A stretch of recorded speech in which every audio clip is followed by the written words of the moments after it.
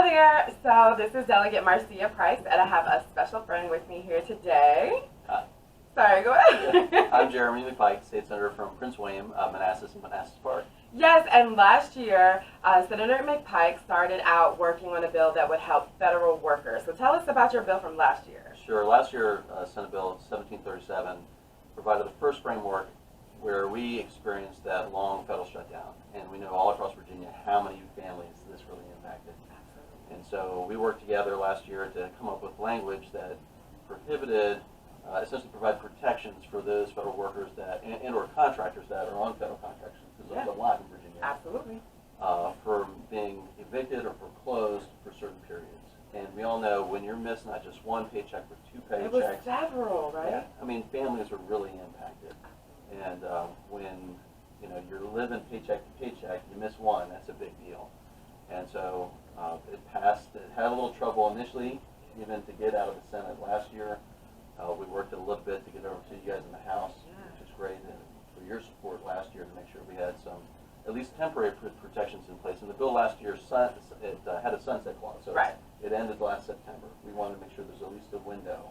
And I think that's where you picked up on some of your work. That's where I picked up, and so you'll remember I talked about going to Florida in December, and I was at a conference, and we were talking with some of the great folks that are working on labor issues, and they mentioned this very bill that Senator McPike had put through, and kind of threw it out there, like, well, what if y'all had protections in place in case any further shutdowns happen? And we knew dysfunction up the road in D.C. It's very possible that another one would happen. It happens often, unfortunately. Unfortunately, right? And so we had to make it a little bit different because when you were working on yours, it was already happening. Like, we knew that the shutdown was happening. We knew about how long it was going to last because it did end once we were, at the end of January or something like that. We were in session when it ended. And so it's kind of easy to look back on something and see how to fix it.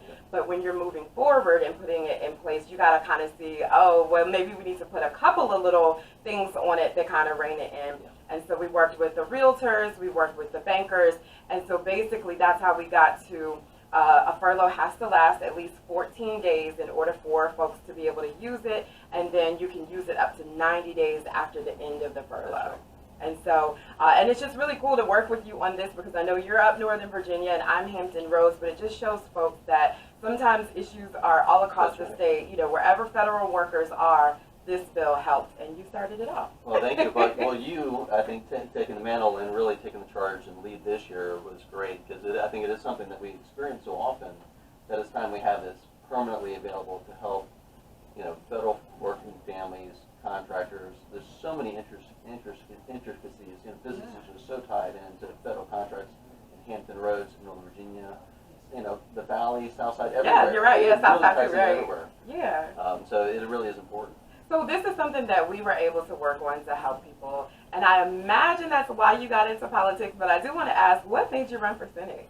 So actually, growing up, my mom was someone who was a volunteer paramedic and a volunteer rescue chief, and she always said, no matter what you do, you've been given a lot for having education, growing up here, you have to give back some way.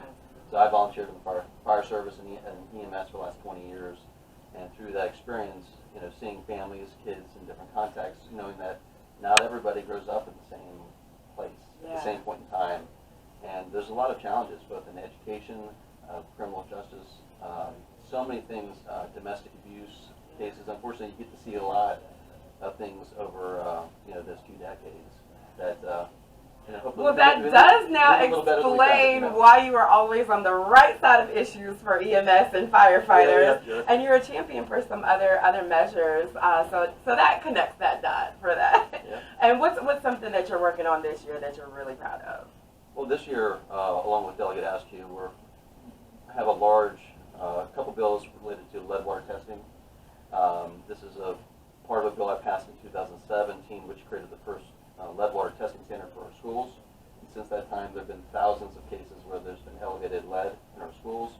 And so we're extending that to child care facilities, making sure that we don't have lead introduced to baby formula. Right. It's something we don't think about. Right. But the federal standard requires the water system, but it doesn't actually check the water and the piping into the building. And that's where the state level comes in? And that's where the state level comes in. Okay. So working does that, get some more resources for our Office of Water Quality as well as to our schools. Yeah, and shout out to Delegate Askew from the Virginia Beach area. Glad he's working on that with you. He's a newbie, but that's a really big topic for a freshie to take on, so glad he has your help with that. It is. I'm about to go to House Appropriations on the bill right now. Awesome. Well, we wish you well, and we want to make sure all of our bills get funded, and so that's a very important meeting. But thank you so much for your leadership last year on the issue for the federal workers and all that you're doing this session. Thank you. Keep up the great work. Of course, yours.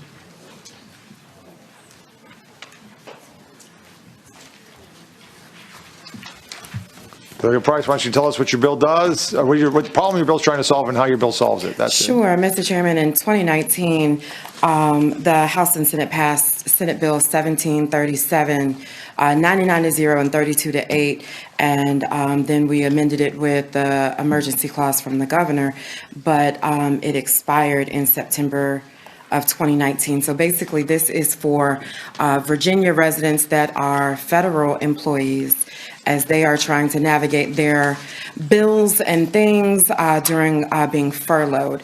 This would protect them from evictions. And I am seeking to make this permanent in the code as opposed to the temporary provision that was passed in 2019. It is supported by the Apartment and Office Building Association of Metropolitan Washington. However, in speaking with the Virginia Bankers Association, they flagged an opportunity for us to work on language that would clarify a specific time frame for applicability to it and a length of furlough for where this would go into action.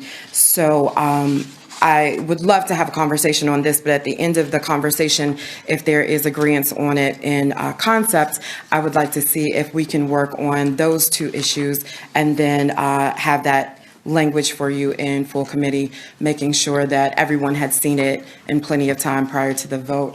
And I did not know that the other ones were going to happen before me, so I know that what I'm asking, but I know that we'll bring good and specific language that will not change the concept of the bill, but try and tailor it a little bit. All right, so before we get to that, let me see if there are any members of the committee have any questions for Delegate Price on the underlying concepts behind the bill.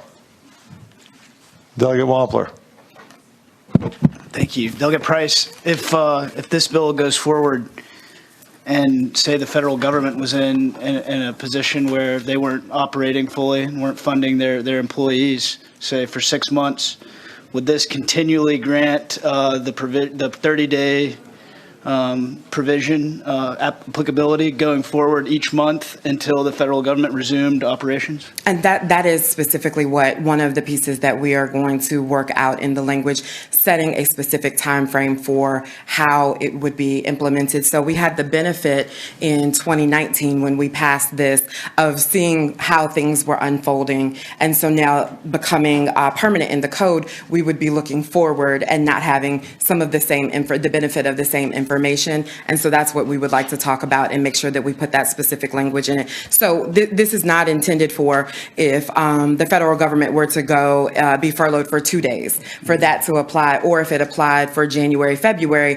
for this to be helpful for someone in August or September. And so we definitely want to nail down that language so it's more specific. Thank you, Delegate Price. Mr. Chairman.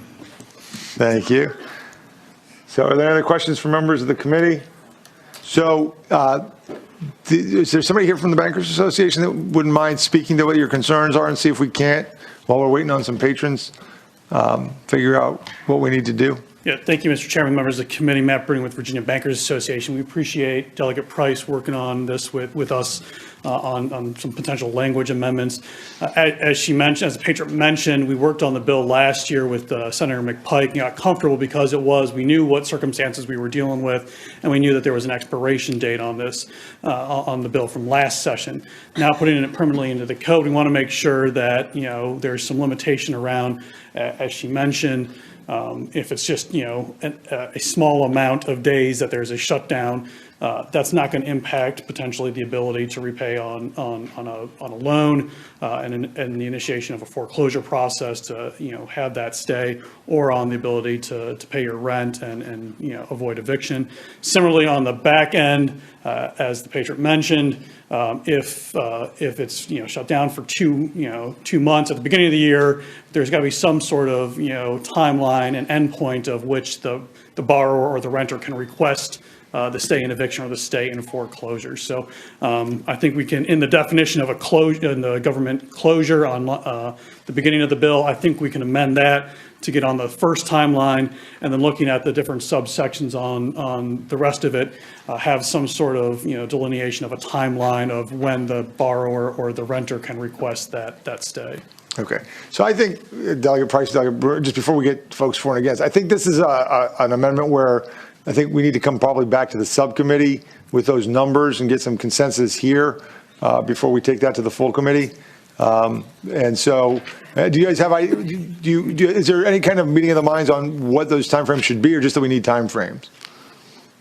Have you not gotten that far yet? To be fair, we have not gotten that far in conversation, and I would not like to do that here. Okay, no, so I'm fair enough. Fully amenable to this being maybe by for the day. By for the day? Yeah. It's going to be a busy week next week, but hopefully we'll be I a have to be little here further along. anyways. Have you here anyway? All right. I entertain a motion to take House Bill 340 from Delegate Price by for the day. It's moved and seconded. As many as hear that motion will say aye. Aye. All right, the motion carries. So House Bill 340 will go by for the day, but hopefully now that we know what it does, when it comes back next week, we can move it quickly through. So we're missing our commerce and labor patrons. Is that it? Well, Ward is in the commerce and labor.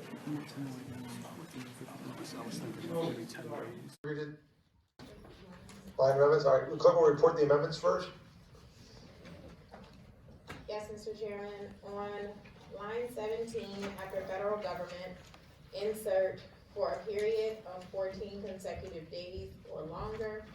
On line 32, after A, strike 30-day, insert 60-day. On line 44, after homeowner, insert comma, within 90 days of such closure or 90 days following the end of a closure of the United States government, whichever is later. On line 54, after owner, insert comma, within 90 days of such closure or 90 days following the end of a closure of the United States government, whichever is later. And lastly, on line 64, after trust, insert unrelated to non-payment of rent or default of a mortgage caused by a closure of the United States government. Is there a motion on the amendments? We'll get them properly before us.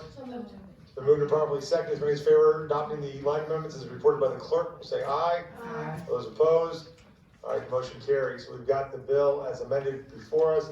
Delegate Price, did we start to hear a little bit about this last week? Yeah, so I'd like General to Assembly refresh your time. memory. A week is like 10 Yes, years, so. Absolutely. So if you'll recall from our discussion last week in 2019, the House unanimously passed Senate Bill 1737 to help federal workers that live in Virginia be prevented from evictions after federal government furloughs. And that expired, it was a temporary one, it expired in September of 2019, and so House Bill 340 seeks to make those provisions permanent and in place for future instances of furloughs. We hope that it doesn't happen, but just in case it does. And so I had heard feedback on the desire to establish the number of days that a furlough needed to be in order for these to be applicable, and the length of time after the furlough that it could apply. So the amendments established that the required length of the furlough be at least 14 days and would allow for the provisions to apply up to 90 days after the end of the furlough. Additionally, the amendments would grant that a tenant would have a 60-day continuance of an unlawful detainer action from the initial court date. And the rationale for that is that we heard that it could take up to 4 weeks for the federal government to provide the back pay from the furlough. And if action is to be sought toward an eviction process, the tenant would need potentially a payment plan or diversionary action that could require a down payment. And so we are trying to get as fair as legislation as we can that takes into account a domino effect, that if someone goes for 2 weeks without pay, what that could do, especially those that are living check to check. So I do believe that the bankers were the ones that raised the initial concerns and that they are good with the amendments. To be completely transparent, the realtors had some issues, did not hear back from them on these, but I assume that they will step forward and voice their concerns. All right. Are there any questions from members of the committee about Delegate Price's bill? All right, is anyone wishing to speak in favor of Delegate Price's bill? Thank you, Mr. Chairman. Christy Marrow with the Virginia Poverty Law Center, and we do support Delegate Price's bill. We also feel strongly about the importance of the amendments that you just adopted because of exactly what Delegate Price just pointed out, that even once this furlough, any type of federal government furlough ends, it can still take up to 4 weeks for employees to actually get their back pay. And so the scenario that you have is you may have, let's say the government closed down today on the 23rd. My next paycheck as a government employee is the 30th. Well, I'll get that because it's already in the works. Let's say this goes on until the end of February, February 27th. My next paycheck could be as late as the 27th of March, because that's that 4-week period. And so if I missed February's rent and was taken to court on an unlawful detainer, it could be in court as early as, the middle of February, and we could, with 30 days, still not have a paycheck. So that's why we think it's important to have that 60-day window. Thank you. Mr. Chairman, members of the committee, Matt Brady with the Virginia Bankers Association. We thank the delegate for taking our feedback and incorporating into this bill. As we saw with last year with Senator McPike's bill, we encouraged our members stepped up as the government shutdown went through the General Assembly sessions, accommodating and working with their borrowers. We certainly want to make sure that they're able to stay in their homes. This is one other alternative as hopefully avoidable future federal government shutdowns occur. We'll be able to work with our customers and make sure they stay in their homes. Thank you, Mr. Chairman. Thank you. Mr. Chairman, Erin Martin again with the Realtors. We appreciate Delegate Price working with us on our concerns, and we have no issues with this bill. All right. I just want to be clear about one thing. I think that this is our Delegate Price. If I understand this correctly, we heard a little bit about the tenants who aren't able to make their mortgage payments on time. This bill also contains relief for landlords of tenants who may need that rent check to pay their mortgage with it, right? Because sometimes some landlords also live paycheck to paycheck or count on that rent check to come in to make the mortgage payment. This bill would protect the landlords of the affected tenants as well. Is that right? Yes, that just was not one of the amendments. So what I said earlier was highlighted for the amendments, because I do believe that there is a difference, but there are in. Okay, that was my understanding of the bill as well. I just wanted to be clear on the record about that as well. So with that, is there any other further questions for Delegate Price? All right, the committee operates by motion. So moved and seconded to report. That's a recorded vote. The clerk will open the roll. Move to report is amendment. Did we move the amendments? Yeah. I think we did. You did before I started. Yep. Yep. Yep. You did pull up the right.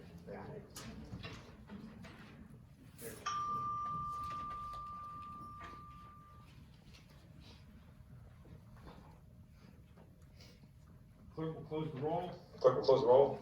Bill reports 5-1. Delegate Simon? So what House Bill 340, Mr. Chairman, does is provides 30-day stay of eviction and foreclosure proceedings for tenants, homeowners, and owners who rent to a tenant, a 1 to 4 family residential unit who request to stay to provide written proof as defined in the bill. They're an employee of the United States government, or an independent contractor of the government, or an employee of a company under contract with the United States government who was furloughed or is otherwise not receiving wages or payments as a result of a closure of the United States government as defined in the bill. So the bill does is this is the shutdown law that says if you're a victim of a government shutdown, you can't afford to pay your rent, pay your mortgage, or your tenant can't pay their rent, so you can't pay your mortgage, you get a stay until the government reopens and starts paying those folks back. And then it states that what the line amendments do is add some time definitions, some outside time limits on that. So the stay is 60 days for tenant. Very good. Does any member have any questions of the patron? Delegate Cole. Yeah, I'm just trying to, I see a 30-day stay of eviction or foreclosure, and then the gentleman, when he was presenting the bill, said 60 or 90 days. Can you, I mean, you just explain to me how many days for each situation the action will be stayed? Delegate Price. Yes, so for tenants, it's 60, and for the others, it's 30.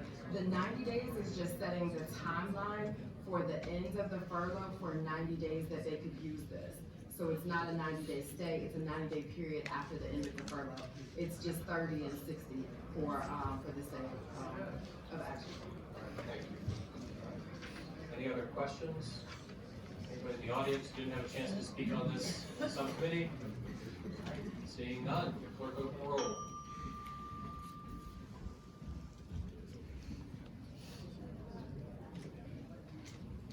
Clerk close the roll. That bill reports 13-7. Delegate Simon. Mr. Chairman. The delegate from Newport News, Delegate Price. Madam Speaker, I move the committee amendments. Shall the committee amendments be agreed to? All those in favor say aye. All those opposed? The committee amendments are agreed to. Delegate Price. Yes, Madam Speaker and members, if you'll recall, in 2019, this body unanimously passed Senate Bill 1737 to help federal workers in Virginia impacted by the federal government shutdown. That expired in September of 2019, and House Bill 340 would make those provisions permanently in place for future instances of furloughs. The amendments establish that the furlough must last 14 days in order to trigger the provisions, and establishes that these provisions are only applicable within 90 days after the furlough ends. Lastly, House Bill 340, as amended, would grant a tenant a 60-day continuance of an unlawful detainer action from the initial court date, and homeowners and landlords a 30-day continuance. I hope it would be the pleasure of the body to engross the bill and pass it on to its third reading. Shall the bill be engrossed and passed on to its third reading? All those in favor say aye. Aye. All those opposed? The bill is engrossed and passed on to its third reading.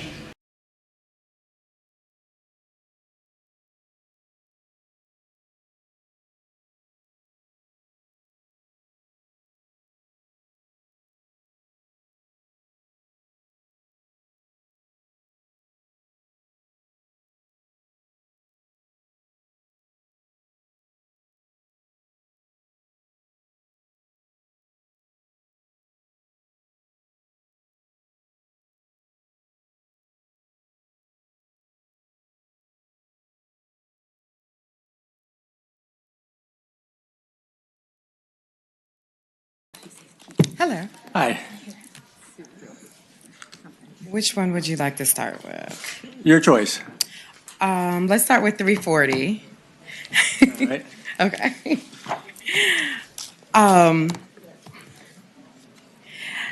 Mr. Chairman and Senators, last year the General Assembly passed Senate Bill 1737 to help federal workers in Virginia prevent evictions during and after furloughs, and that bill expired in September of 2019. So what House Bill 340 would do is make those provisions permanent in the case of future, well, we hope that they don't happen, but future furloughs. And so because this is being more proactive instead of reactive, there are two changes. One is that the furlough would have to last at least 14 days in order to trigger these provisions for the federal workers to be able to use them, and also that it's only available for them to use up to 90 days after the end of the furlough. So this really is to just kind of continue the work that we all did under the leadership of Senator McPike last year to make it permanently available for them. All right, thank you. Any questions of the patron?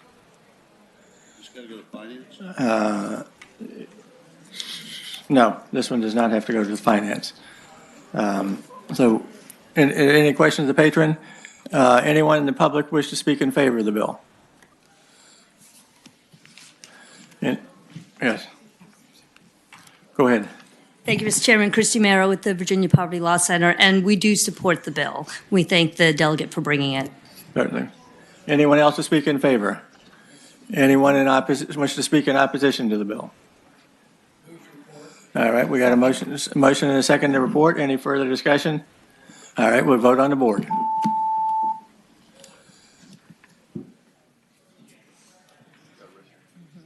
Ayes 15, no 0. That bill's reported. Next bill.